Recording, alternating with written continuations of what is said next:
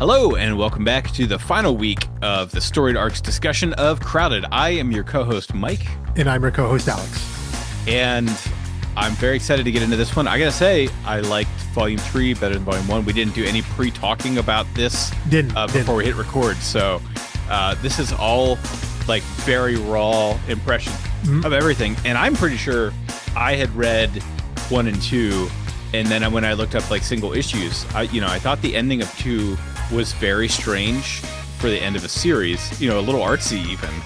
Yeah. And it was like, oh no, there's just absolutely no way they intended that. Especially when you get Charlie's big twist here. When they wrote that final issue of 12, they absolutely intended to write 13. You have to think, 12. If 12 were the end of the series, that's like, sorry, if that were the intended end of the series, like you wanted to end it that open-ended with the with Charlie and Cersei there, it's daring, it's bold. I don't know if it's so intelligent. It's not prudent way to end. It's an ending. You leave it completely wide open. But not that it matters at all. But do you think they had the Charlie twist if she created her own Reaper from issue 1? 100%. I agree. And I think that's the proof that you need to say, like, they intended to write 13. I think in the end, everything that we've talked about in terms of, what are the layers of satire and commentary versus just like being kind of an action comedy, romance-ish type book. Like, how do we balance those things out here? The satire and commentary does not work. It does not work at all if Charlie's Reaper campaign was started by someone else. Because you think about the world that they've created here, right?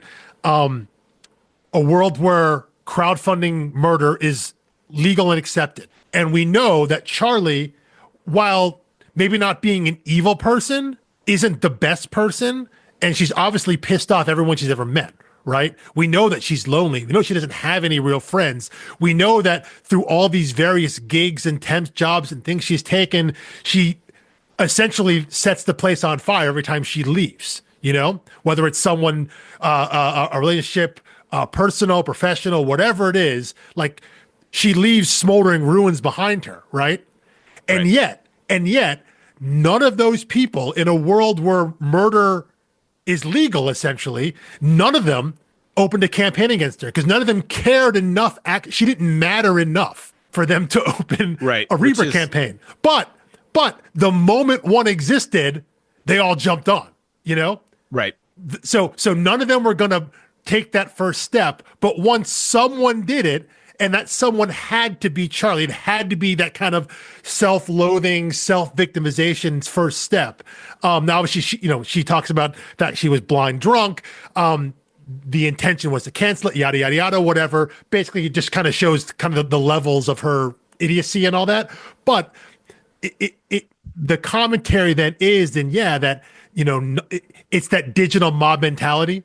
Right. That, you want to be a part of something. And yes, there are plenty of people who donate to her campaign. And I think it's one of the moments that I really, really love in when they get to DC, when they get to Nexus, and they force the higher ups there to cancel all of their pledges, all of their bots and all that stuff.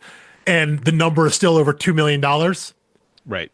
It's like, we threw in $1 million, but like, just the idea that there are enough people who know Charlie or encountered Charlie and still willing to give to this. And also the random people who were just like, you know what, $50, you know what, $100, just to say that they were part of the largest Reaper campaign in history. Yeah, no, I mean, like the explanation there is it makes so much sense. Exactly. And I said, I think it only lands if Charlie is the origin, because if it stems from one person feeling so aggrieved they start this campaign, then you start tipping towards the side of like, well, maybe it's quote unquote justified. Maybe Charlie quote unquote deserves it, you know? But having the twist, the reveal be that it was all her the whole time. I think without question, to me, that is their intent, the creator's intent. And before we go any further, I want to touch on something that we had been talking about me not being certain if I had read volume 3, because I read the single issue as they came out, and then not knowing if I went back and read this volume here. And what was the reason I was kind of being coy about that is because I absolutely remembered the reveal. I remember the 3 of them teaming up, storming the government office building, and the reveal that Charlie started the whole thing. So like, I knew what the ending was, but until I started rereading it, all of the specifics I'd completely forgotten. They had washed over me. So I wasn't certain if I had actually read it or if I had just read like a recap and a summary of it, because I couldn't remember any of the details. But as soon as we started talking about the book, you and I just started talking about potentially discussing it, I remembered the ending. I remembered the twist, the reveal. So I knew that there. So, but as I went through, I realized, okay, yes, I did read this. Because I started remembering specific scenes and moments. Like the one, for whatever reason, it stuck out to me, was when Circe/Tabitha, when she's in the lobby of the Nexus Corporation, and she's cutting through all these people, but she's not killing anybody. So she's stabbing people like through the wrist, through the hand, through the tie, things like that. And there's the kind of the shot of the lobby and all the guards, and everyone's like stuck to something, but no one's actually dead. For whatever reason, like that sequence stuck out to me. So when I got back to that, I was like, oh, right, I remember reading this. I remember getting this download, getting this information, getting this character moment and kind of growth specifically out of Circe. So in the end, ultimately, I did recall reading it, but that was only after I got back into it again. Because again, the twist stuck out to me, Right. The twist sticks out. And I was going to ask, like, do you think you didn't remember all of the in-between stuff because, like, it's a comedy? Like, the plot stuff is just like, it's plot. It's like... I think the so. The plot is what it has to be. I think so a little bit. And I think in this case, it stands out a little here. So we should say also that this volume 3, while presented as while published as one volume, it does have chapters in the same way that the other volumes do. And they're broken down essentially by issue. This one, though, does only have 5 issues, but it is still 6 issues worth of material, because I think the last one, issue 17, it's big. Is a double. It's almost 60 pages. So this is technically issues 13 through 17, and they did bring in a different colorist for the last 2 issues. So Triona Farrell is doing the colors as she had done for the entire series, up through issue 15. So 13, 14, and 15. So basically the issues when they're in Oklahoma, which is kind of the setup of where Charlie and Circe leave Vegas. Vita's on the run, on chasing them down, when the 3 of them then come together and then sets in motion the final plan, which is them going to DC and the attack on the Nexus Corporation. That's issue 16 and 17. Those were colored by Deanna Souza. I'm going to assume it's pronounced Souza, because I think she's from Portugal. Yeah, I think so. But she colored issue 16 and 17. And again, 17, when you're reading it, I believe if not a full double issue, it's pretty darn close to it. So I think it's almost 50 plus 60 some odd pages. So it's 6 issues worth of material, just all printed all as once there. All in one volume. There are no single issues out there. But again, it does make me think that they had these ideas planned, when it's possible they may have even had some of them. They may even had some of them, maybe not even finalized or at least laid out. It makes me feel like they already had some of these, ready to go, set off to go to the printer, and then because of the timing of the pandemic and the shutdown and things like that, that they just had to back burner them.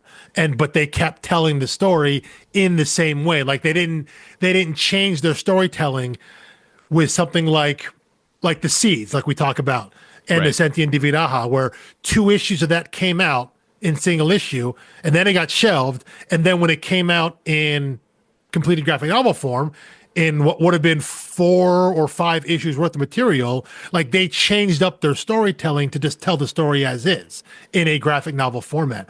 The creative team here didn't do that. It's still broken down in issues, which makes me think that the full intention was always to release them all as single issues. Yeah, they just I didn't would get think this chance. when you start a series like this, you probably have like an index card, 15 index cards or 17 index cards to say like the broad beats of each issue. Like this is how long it's going to go. Yeah. And, you know, we can slide a card down the board a little bit further if something interesting emerges as we go. But like this ending was clearly designed from the beginning. I don't think they improvised this. No. Well, again, but I think that what I'm trying to say here is that when the book was effectively canceled in March of 2020 with issue 12, and no more single issues were coming out.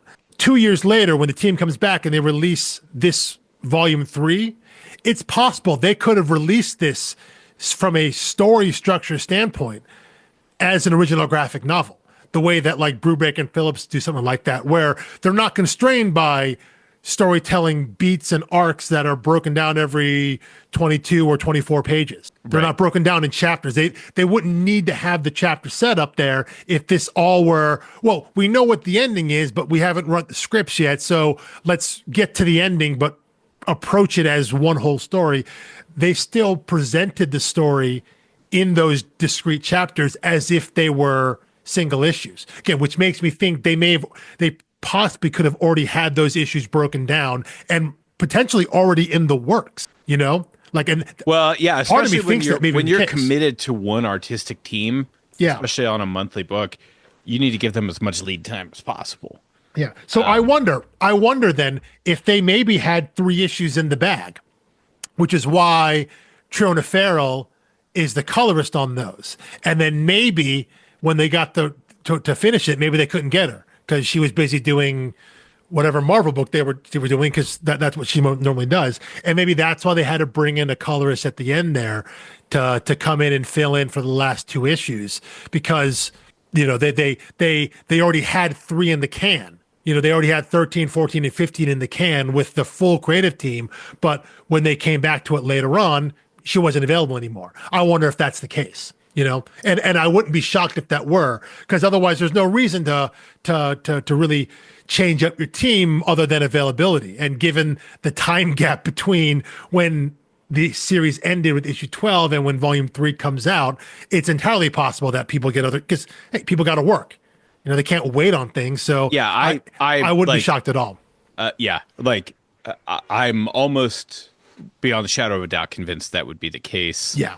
But, you know, there wasn't like, in a positive way, there wasn't really a drop off. Like it wasn't jarring to me when the colors changed. I'm like, yeah, maybe Charlie's skin got a little pinker as the series went on. But, you know, pink is her vibe, through and through for the entire series. Yeah. So you get pink with her again. Vita is yellow. Circe was mostly green, still is kind of green, even though she has the wig off there. We get Sharon as well, the return of Vita's former partner. She's blue, you know, so we get a lot of big, bold primary colors to set apart our characters. Green's not primary, but you know. So, what did you think of? My main note here is that they almost lost me halfway through this volume when it descended back into like endless circular bickering and just lots of characters sitting next to each other doing info dumps. Because I felt like that's what most of volume 2 was like there's a little bit of plot, not nearly enough comedy, and lots of backstory and info dumps. And I think my nitpick is tied to yours. Yours is a little more specific. Mine's a little more general. My main nitpick is Circe in Oklahoma. Because Oklahoma, yes, which was very funny. I missed it, and like it only. I was like, this is not how I pictured Oklahoma. Yeah. Oklahoma. Yeah. And then I kept reading the signs on the page, and I was like, oh my gosh, they totally got me. It was so funny. My issue there is that, given everything we've seen about Cersei, and even the things that we haven't seen about her, I get, she's coded as being gay. We kind of get that before we actually see it. But her leaving Charlie alone in the room, even handcuffed, to go out and go basically off mission and have fun on a personal night. The whole thing we've seen about her is that she knows more about Charlie and Vita than Charlie and Vita know about themselves. She knows more. She can read them, knows more about them, basically has them pegged perfectly as to who they are and how they're going to react to situations.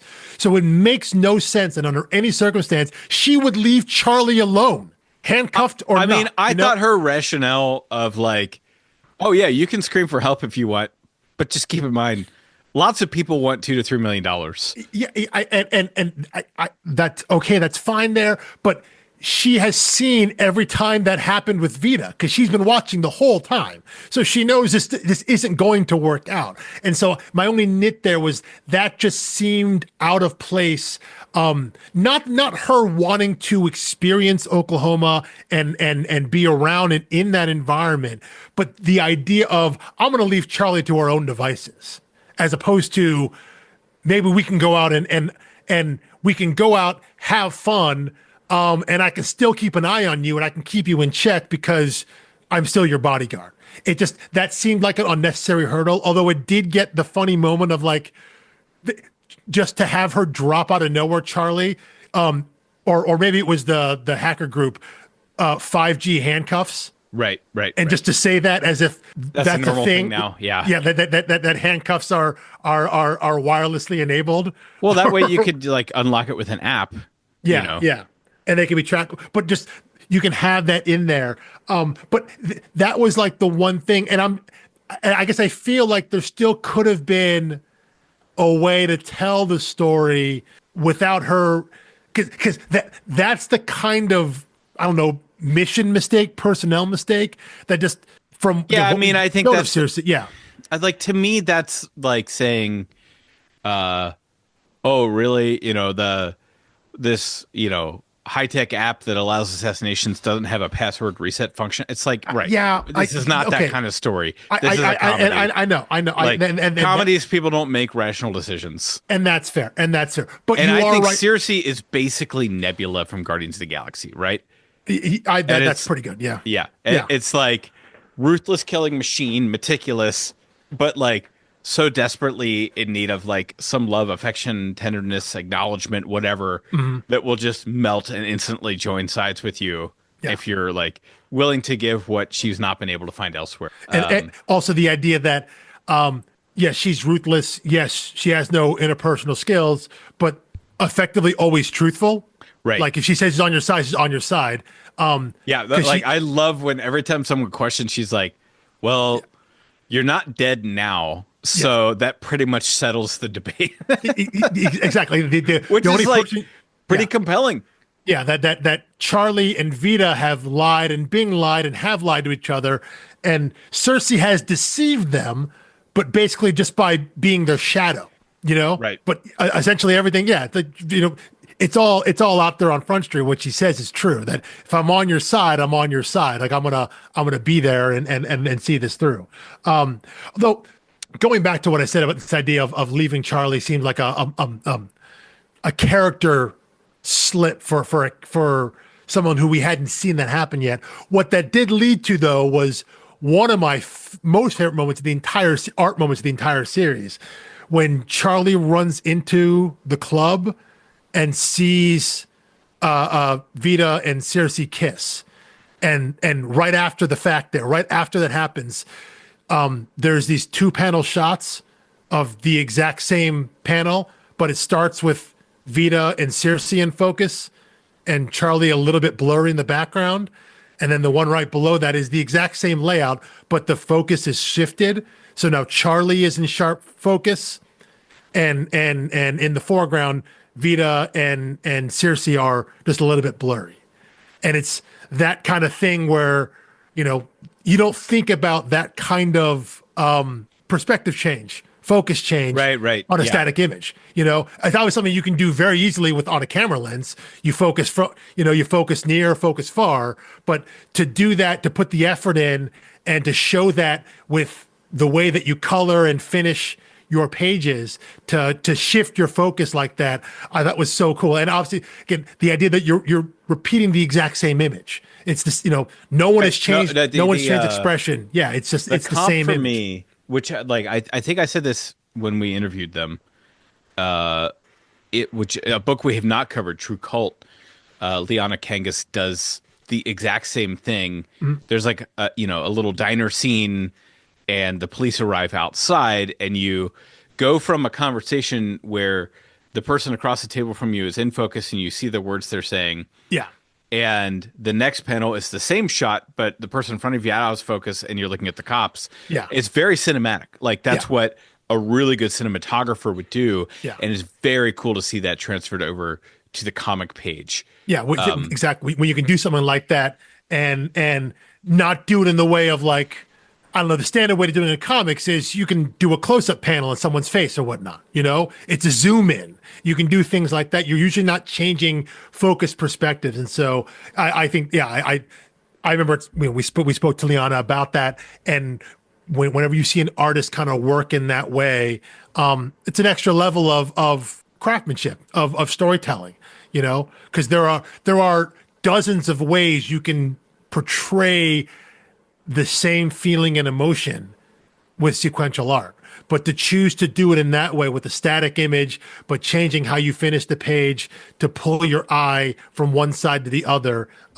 is really cool. And I really loved that. I thought that was great. And I guess that only really works if Charlie has to run in from the hotel or wherever they're staying, right? So she has to be. Yeah, I mean, I don't think Yeah. Chris Sebela wrote that to set up a shot.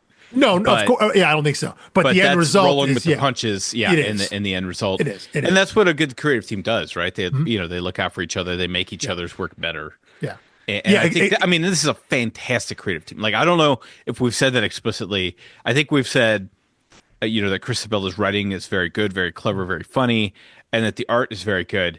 But like the sum here is greater than what's the sum is greater than the all the parts or something, whatever the phrase is. Yeah, the whole is greater than the parts. Yeah. Like it all comes together very, very well. And I think impressively was not devastated by losing, your art team for the last two issues. Well, yeah. Brandt and Stein are still drawing it. It is a different colorist, but there's not a demonstrable difference in terms of, because I think at that point, there's a very specific and distinctive color palette that's been developed for the previous, if we'll just call them issues, previous 15 issues. So I don't think it's too much of a stretch to say, if you're coming in at the end, like, this not is to how the characters look. Yeah, right. Not to diminish the work, but you're coming in a pinch hitter situation. You're coming in to finish it off. You're not looking to, I would hope not, you're not looking to make a statement about what the book is going to be going forward with a new team and changing things up here. You're coming in to I believe, do the best job you can to finish off the series. So I don't think a replacement colorist, in this case, being Diana Sousa there, would be trying to make any waves. They're trying to replicate the work that came before to keep it consistent, because you want to come in and just finish the book off properly. Different situations for different creators coming in at different times, can lead to different results. But I think in this case here, when it's just about finishing the back half of the story, the back half of the last chapter of the story, you want to do everything you can to keep it as consistent as possible. And I think they accomplished that. Yes. Yeah. I mean, so what other notes do you have here? I mean, I think when I realized I hadn't read this, I was like logging it on Goodreads and Storygraph and getting started.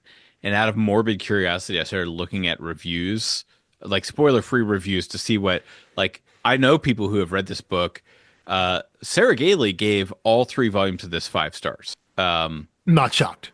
I wasn't shocked, but also I was like, they seem like a very generous person. Yeah. I would also imagine them being very particular, refined taste. I mean, I'd probably go 4, 4.5, 5. I think 3 is the strongest. I think the end is the strongest part.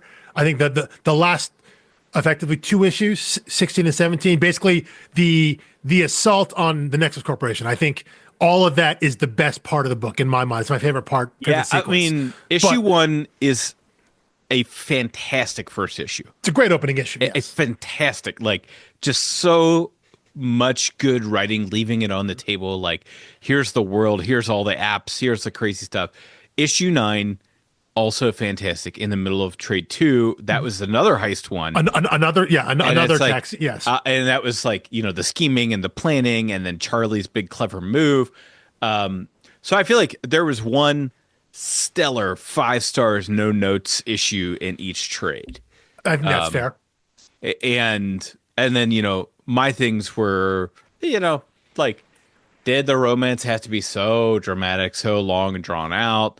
Like, did we really need everyone just info dumping, like, through conversation, their backstory? That said, all of that stuff is accurate to the genre. Like, when you think of the 90s buddy cop movie, there's always the scene. And you know, you said like planes, trains, and automobiles, right? Yeah. There's always the scene. Well, that's 80s, but yeah, it is. But that's the golden area of that. There's always the scene genre, where it's like, we're driving each other nuts. I wonder why.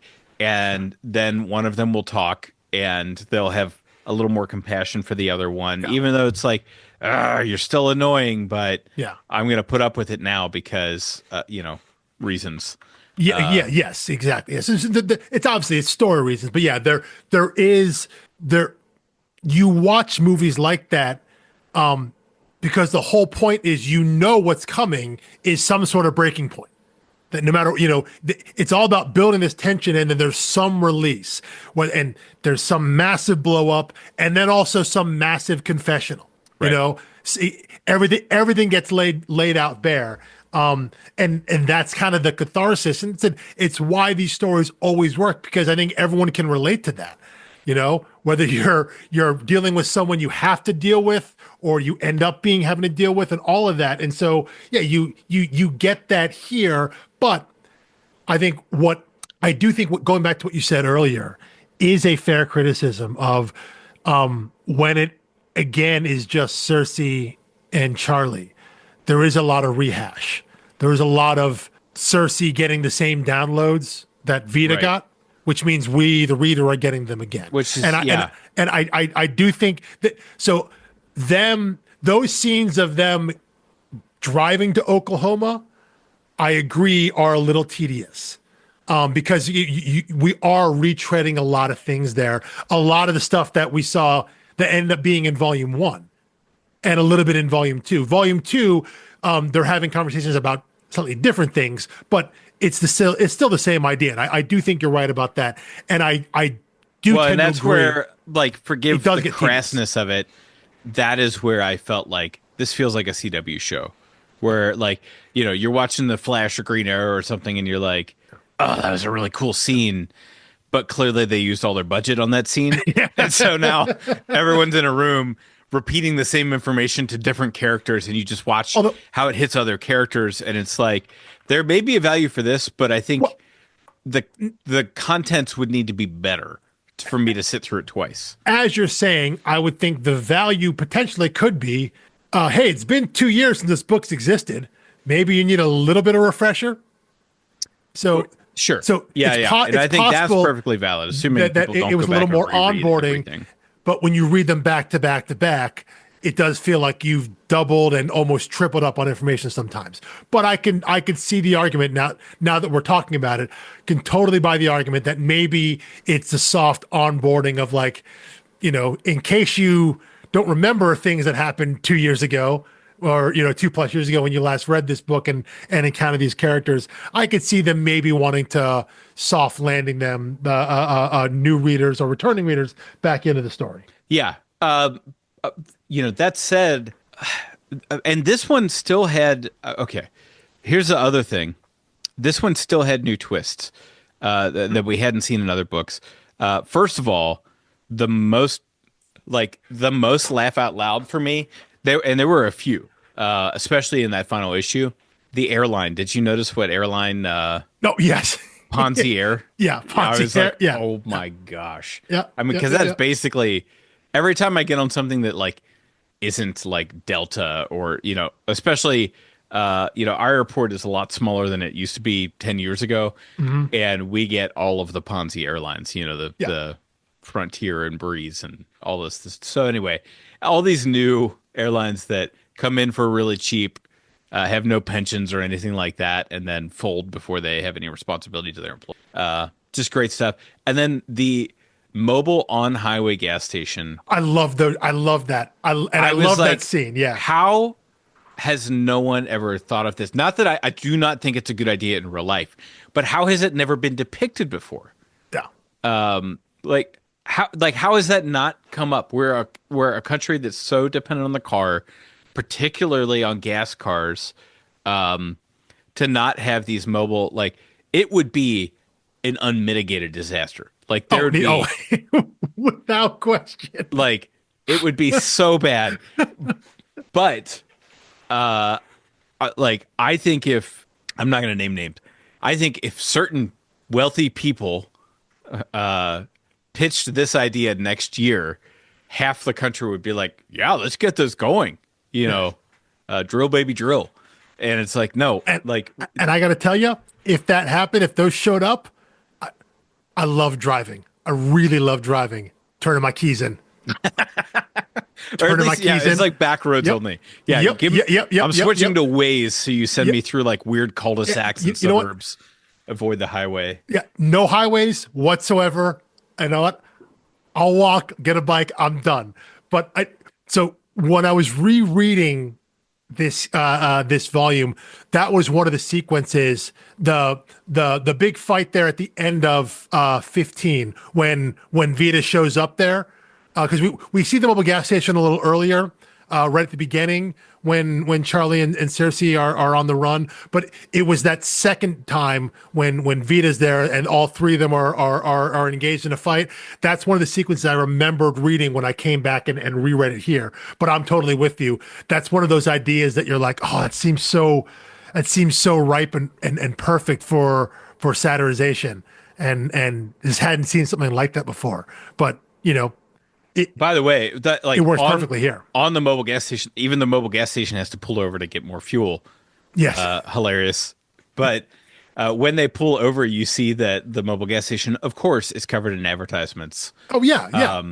And it's a rolling billboard. Come on. It's a rolling billboard. My favorite everyone has one, to stop at. There is a banner for a product called Literally Bread.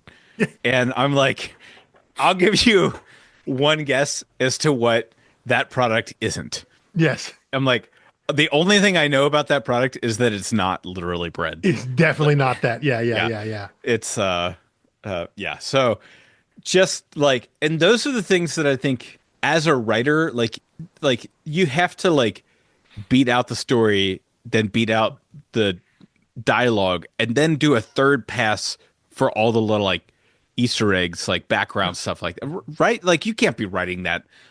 As you're writing the dialogue, just pause for 3 hours and come up with hilarious products to put on there. And again, I think this goes back to conversations we've had twice before, once with the Flintstones and once specifically with Know Your Station, is the idea of how much of this is in the script, how much of it is just inside jokes from conversations the creative team has had that the artist then just kind of synthesize and put in, and how many of them were just maybe the description in the script is just go to town, make up 5 things, and it's left open for the creative the artist team to just do whatever for anything that they find funny. I don't know.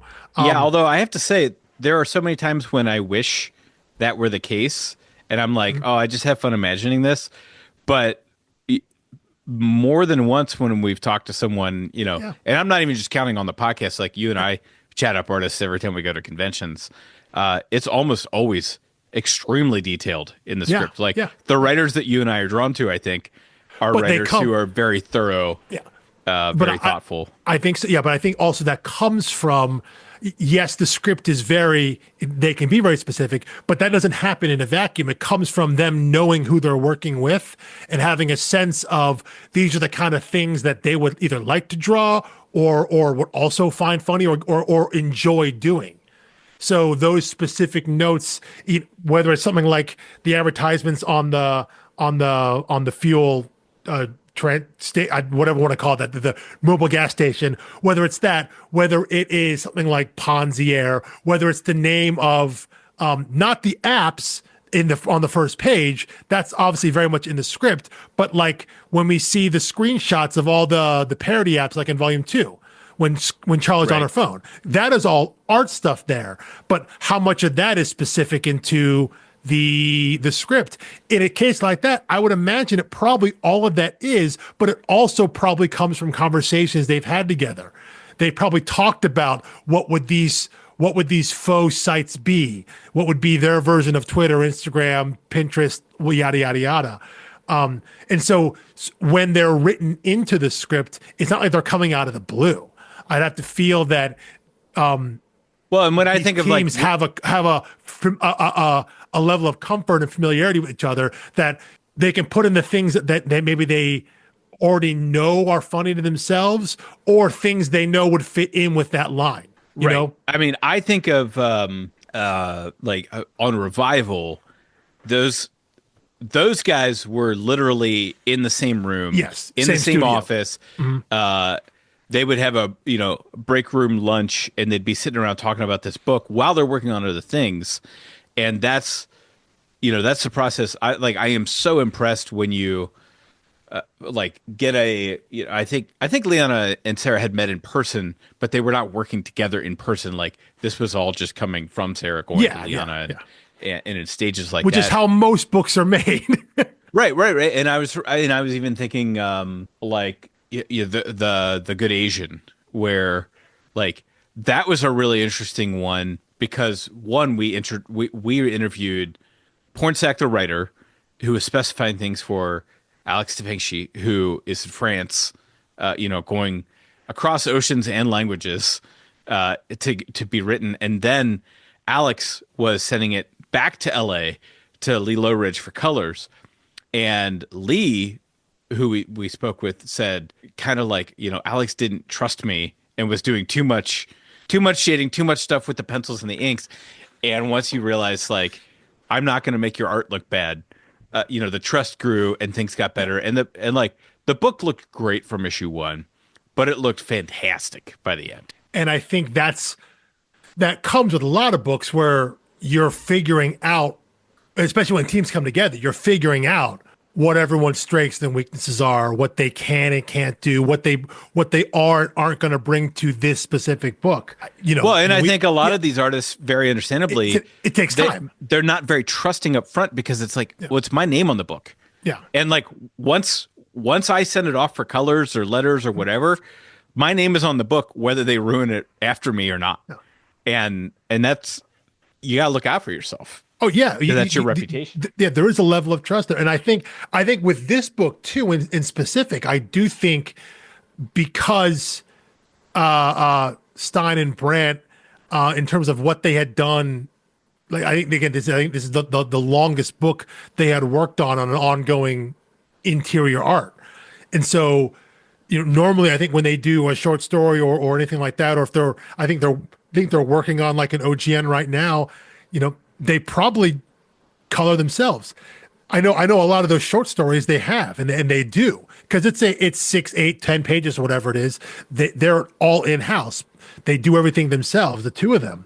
But when you're on an ongoing book and you have other deadlines to meet, having to trust a colorist is a step that I think, an artist or this team, our team, has to take. And there is I'm sure, a moment of trepidation for them.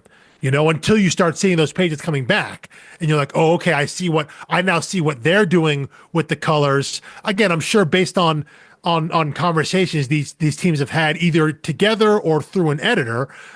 We talked to Pornsack about that as well. But, either, although in this day and age, and maybe it was less so in like 2018, 2019 when this book's coming together, but now, because apparently everyone in the world is just comfortable with talking on cameras, on screens, that you can get a team together, and have these conversations now, when before maybe they would have gone through the editor.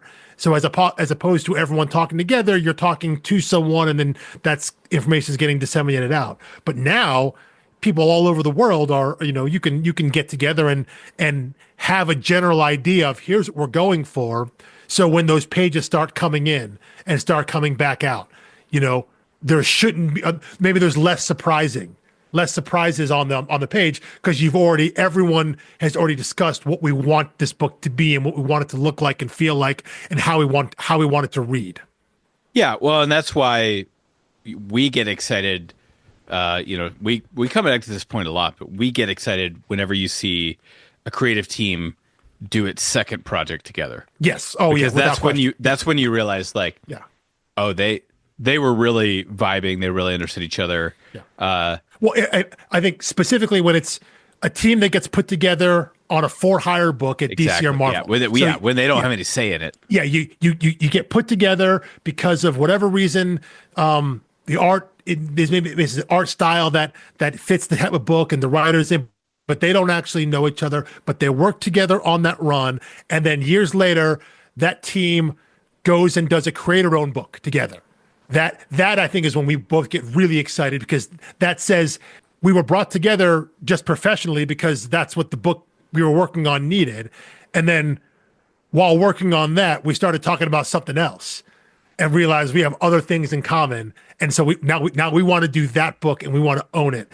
That, to me, whenever I see something like that, it's always something that I want to check out, because I want to see what that partnership or what that team does when they're calling the shots, because if I liked what they did with the character at Marvel or DC, under the auspices of you have to be part of this connected universe, I really want to see what they do when they get to make all the calls and left to their own devices. What does that book be?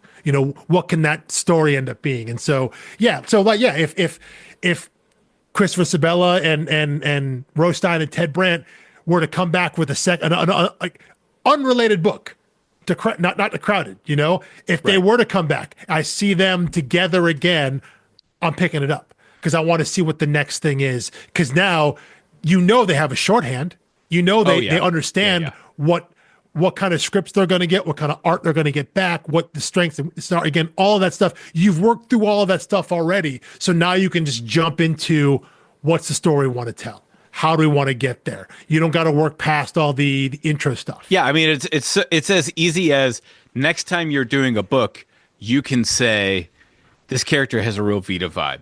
Yeah. And it's like, we've already spent hundreds of hours, on this character. Bam, Vita vibe, you got it. Or it's just, you go and say, you know what, on this page, I want to do it like we did that one time on the last thing before with the other one. And the answer is, oh yeah, I got it. Exactly. That's all you need to say. And so, yeah, I would love if this team got together and did a whole nother book. Because I don't think they could return to Crowded. I don't know. The ending is such that the ending's pretty happy. It's very happy.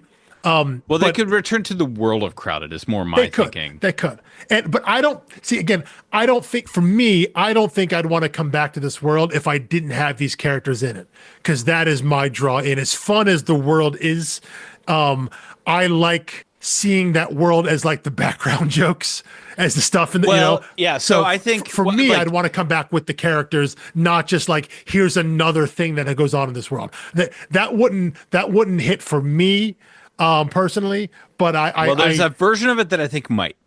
Okay. Which is that, you don't want to come in and just do, here's another story of someone who has a Reaper campaign against them and a bodyguard. Yeah. But if Vita and Charlie got through to one of the bureaucrats working in the government, and then you follow for 6 issues, like, oh, here's their story of them reconsidering, their contribution to society, or, like some other app developer who makes an app to like counter these apps or something. It's like, I think there's enough elasticity in this world, and they've made it big enough that there's room for another story. But I don't want a cover band. Like, I don't want another version of the same story where it's like, here's another one. But if you take a whole different angle, or a completely different vantage point, granted, like at first, yeah. So like, also the name of the book. I don't think we ever talked about that. Oh, sure, sure. Like, the name of the book could have been Reaper or Defender. Yeah. And, spelled the app way. Yeah. And I think it would have conveyed a little bit more about it. And I think the name is going for like the crowdsourced. Yes, right? I think so. Yeah. Yeah. But it's Crowdfunded. Yes. So I'm like, I don't think the name super makes sense to me. Like, I think it's a little play on crowdsourced. Like, the app market is a little crowded. Her campaign is a little crowded. Like, I'm like, I kind of get it, but I think something a little more on the nose for the type of book it is would have worked. I think it's a little too clever by like a third. Okay. Yeah, I think. Yes, but we both agree that the error is that it's too clever. Yes, yeah. Not that it's just like drawn out of a hat or something. Yes, we agree. We understand what it's trying to go for, what we think it means, but I think the title is a tiny bit too clever. Like, they thought of it and they had all the reasons in their head why it works, but I don't know if it totally comes across to the reader. That said, I don't think calling the book either Reaper or Defender would work. I don't like that. So I don't actually know what I would call it. Yeah, I don't know. But I do think crowded is fine, because you can piece together, I think, what the meaning is. Again, I just think it's a hair bit too clever. Like, which is a very strange critique coming from us, because I would say it is. We're frequently picking on things for not being clever enough. It's yes, like, a better writer would have done this, a lesser writer would have done this. I guess part of me, I wonder where in the process they had the name Crowded. Like, did they start with that? Was that early on? Did they come to it after they kind of saw where they were going with the story? I'm curious about that. Or if there were other potential titles for it. Because I don't think it's a bad title. I just think it maybe does more for the creators because they're in it and they understand the origins of what the story is and see in full. I just think it maybe it needs a little more to them than just a little longer. Yes, to figure out what it as the reader. Yeah, right, as the reader. Yeah, it's not apparent by the end of the first issue. Yeah. What this name really means, and you don't think about it again, right? You pick up the book and you don't. You have to stop at the end and think about, what did that mean? Okay, I think it's just that extra one or two steps you have to go as the reader to connect as to what they're going for, is why I think it's just a little bit too clever. But again, I don't think it's bad overall. So no. I do have one question that I have written down for you. Did you at any point think that Charlie was actually dead in that final plan? No. Okay. All right. No, okay. Although okay. So I did have one moment. I had a follow up there. As you were reading it, did you clock at any point that everything that Vita and Charlie doing was an act? That when they were sitting down with the three kind of heads, the admins there, the VIPs, did at any point during it did you clock that this was an act? Like, when Charlie goes off and seems to be going, quote unquote, against the plan, like when she shoots the one guy's the ball he's sitting on. I will say, did you clock any of that as it was happening? It got me a little bit, because I'll walk you through what happened with me. I finished reading this morning, and I was talking. We had people over last night until, I don't know, 10 or something, and they were asking me about what book I was reading, and I was telling them about it. And they were like, how does it end? I was like, actually, I don't know yet. I have like one issue left to go.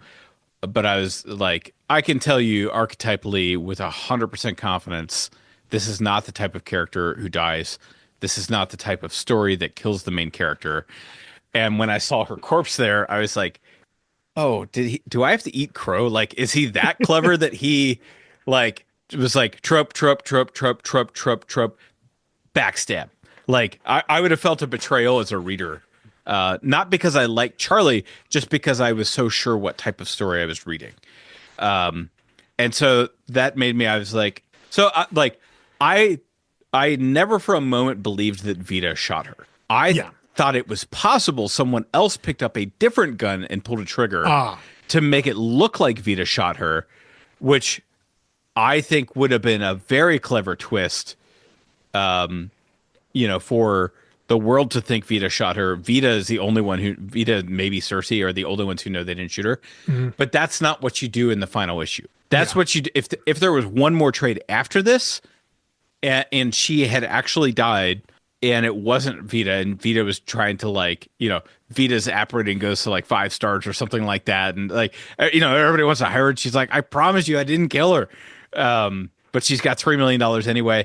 Like, I think that would have been but being the last issue, it's like, no. Like, it couldn't have been that. We're not introducing another person who could pull a trigger, at this stage of the game. So yeah, it just, it was what it was, in a very good way. Yeah, I think for me, the moment that they drew on each other, Charlie and Vita, that's when I knew. That's when I clocked this was an act, and then the next page is when it felt like the conspiracy theory episode of Community. Yeah, but up until that, when Charlie is going off and trying to get all these answers and seemingly going against what Vita is saying, like that all is in character, and I think that's why it works. It's in character for Charlie to kind of get on a roll and let her emotions take over. And again, kind of break protocol, right? Go against whatever the plan was here. Except they're looking back on it, that was the plan the whole time. But up until that moment, when Vita then draws on Charlie, I'm like, okay, like what are we doing here? They're not actually going to fire at each other. And then the next page, she does shoot her, and you're like, okay. And then they run through the whole thing when Cersei's there of like, yeah, normally it takes a couple of days to verify, the kill and get the rewards of the campaign. But because they had set all this up with the live stream, everyone saw that, it's approved right away. And it's like, okay, now Vita has $3 million and she's walking out with the body. Like, of course she's not dead, Right. So at that point, I felt like I had a sense of what was happening there. But yeah, it would have been a hell of a twist if they actually did kill her in any way, right? I mean, I would have felt betrayed, and I would have been like, you know what? That's what I get for being an arrogant about every story I read. I'm like thinking that the answer, you can guess the end. Yeah, well, and I will say, one guy I was reading his review of this book. He was just saying like, oh, this was like so paint by numbers, like everything was so telegraphed, the plot was so predictable. Of course, this was the twist, yada yada yada. And I'm like, bro, what book do you think you're reading? Like, this is not a spy espionage thriller. It is a comedy playing with that genre. Yeah, it's not about the twist per se. It isn't, the reveal was not going to be some larger conspiracy, because that isn't, you're right, that is what the book is about. As we talked about in the past couple of weeks, there's a version of the story that's about the conspiracy. That's about, because even at the end here, right, Vita is trying to get some answers about that Secret Service hit, that incident that went wrong on her watch. Right? Like one of the earliest, maybe the first ever Reaper campaign. The fact that she was involved in that. She's trying to get some answers on that, trying to get this larger thing of why the government would be involved in all that. And yes, that's there, but that isn't what this book is about. That the book where there's a larger investigation into this government conspiracy about crowdfunded accepted murder. Like, that's a whole other kind of book, and maybe one I'd like to read, depending on who the creative team is behind it. That could get dark so fast. Definitely, but that's not what this book was about. That's not what this book was concerned about. This book was, it's an action comedy, romance, satire, comic book. That's what they're going for. The larger machinations of like, why Reaper exists and who started it and who's funding it, like that, just to move the plot forward. That's not what the book's about. Right. So, yeah. And I mean, it's a cool pond to swim in, Yeah. but it's not about that. Yeah. It's about the characters. Yeah. All that stuff. And the comedy. Yeah. Like, that stuff exists as some of the dressing to the satire and the commentary of our larger world. You know, that we live in a world where it's potentially conceivable that the government could be behind an app like Reaper, you know? And it's no deeper than that. It's no deeper than that. It's not about larger government conspiracy. It's just that yes, this is the kind of thing that the government would sanction or could potentially sanction. I was going to say, and that's all you got to get. For being such a generally lighthearted comedy about kind of a grim topic, it's extremely cynical about government. Very much so. I mean, like, you know, it's almost like a Vietnam protester wrote this book. It's like, oh, the government's just, you know, paying to off people and kill people, and it's like, you know, I'm not saying the government never did that or isn't capable of that or yada. Yeah, but it's like, to be like, that's all the government does, right? Exactly. Yeah. I'm not saying they haven't done it, saying they do other stuff too. But no, there is a very, very glass half empty about kind of institutions in general.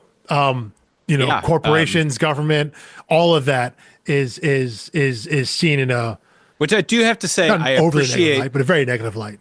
Right. Well, I was going to say, people of my like political persuasion tend to be very cynical about big businesses and corporations, and very blindly optimistic about government and what it can and should accomplish. Yes. And I blame Aaron Sorkin for most of that, but and Barack Obama. But like I have to say, I do appreciate the political point of view of like skeptical of everything, like applying the same level of skepticism to this and that. I mean, I think it's wrong, but you know, there's a guy, David Graeber, who writes books. BS Jobs is like his most famous book.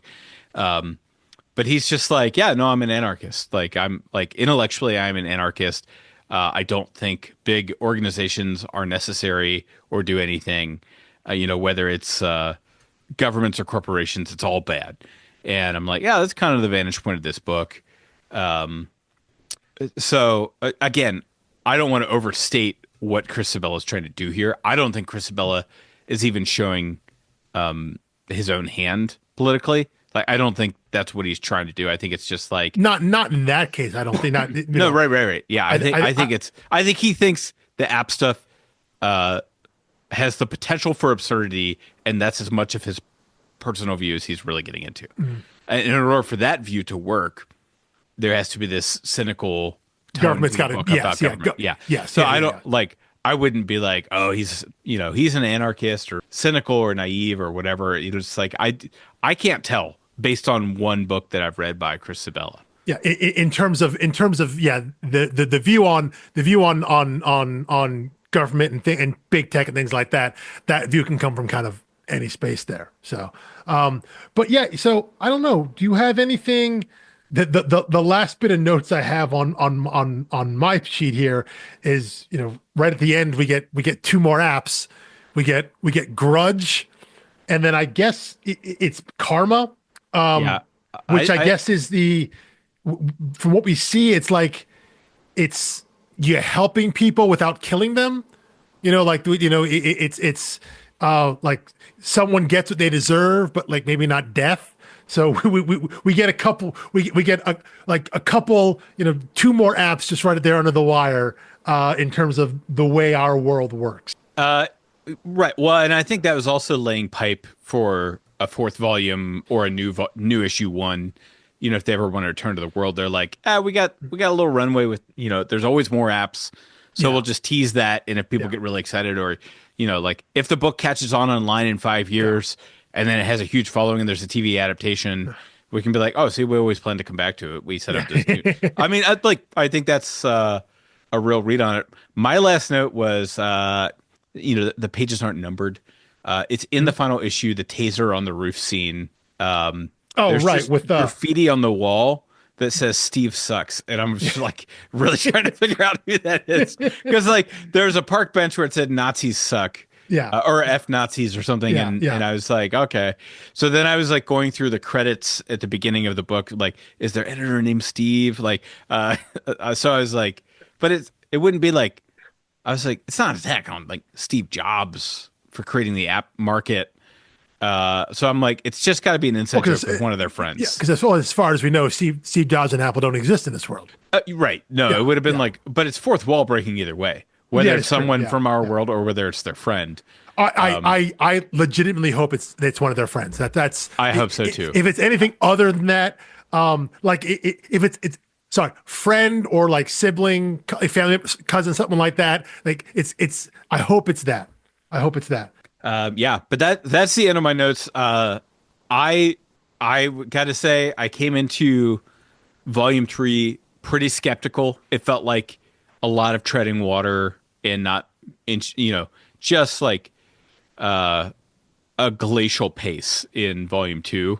And they totally won me back, which is, I think, a pretty hard thing to do in a 3-volume series when you lose someone in the second volume, where I was kind of like, I like, in broad strokes, I like what they're doing, but they're just getting bogged down on the wrong things. So let me ask you then one final question.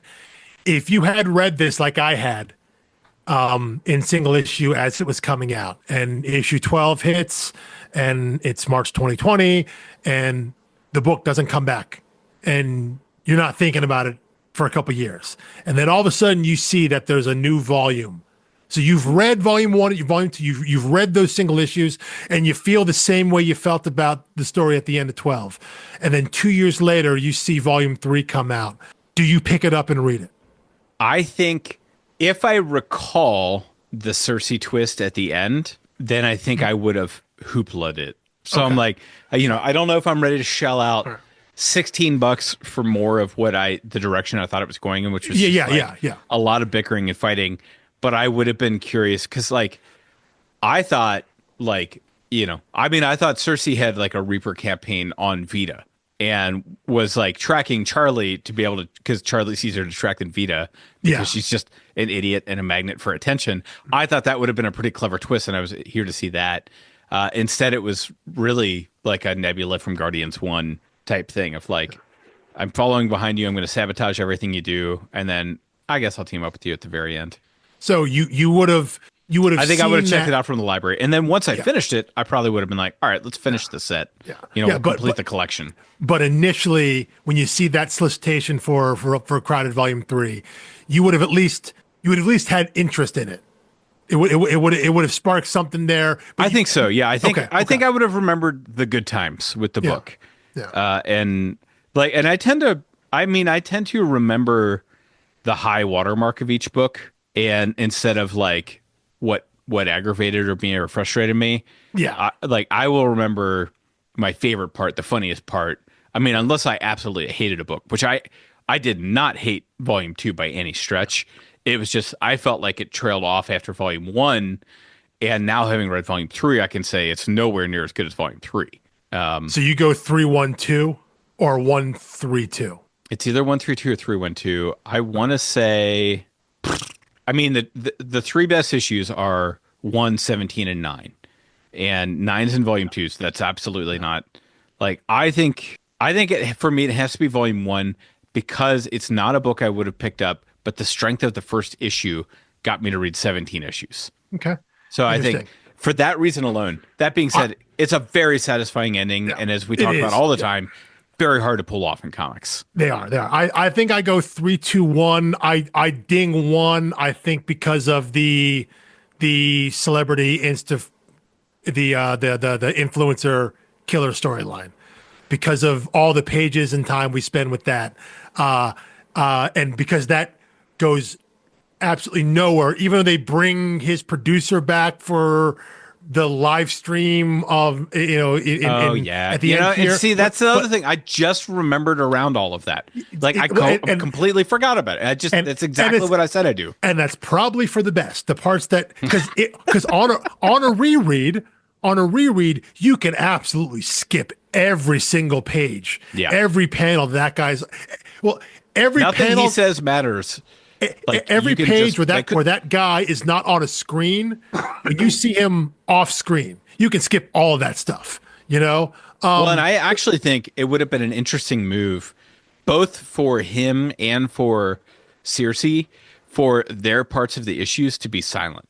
Like, well, yeah, you show us what they're up to behind the scenes, but we don't listen to them. We don't get in their head. The Circe stuff should be silent. I think the guy's name is Trotter. The Trotter stuff just should be non-existent.